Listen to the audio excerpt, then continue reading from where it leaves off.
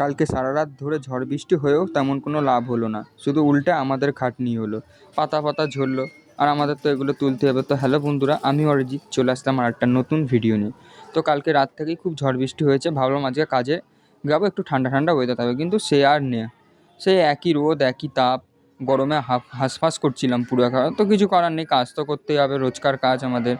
তো এই যে রোদ উঠেছে, পুরো চড়াভাবে রোদ, আর ফুলাতাও জমা আজকে কালকে কেচে দিয়েছিলাম, তো বৃষ্টির কারণে শুকায়নি। সারা রাত ধরে হাঁপাতা পরে চলে এসেছি, হাত মা তো জ্বলছে। বললাম কাকা তুমি দিয়ে দাও, আমি সেরকমভাবে হাত দেবো না, আজকে হাত পাত নোংরা আছে। তো দাদু ওদিক থেকে ময়লা ফয়লা দিয়ে দিচ্ছিলো। আর রোদের তাপ দেখেছো?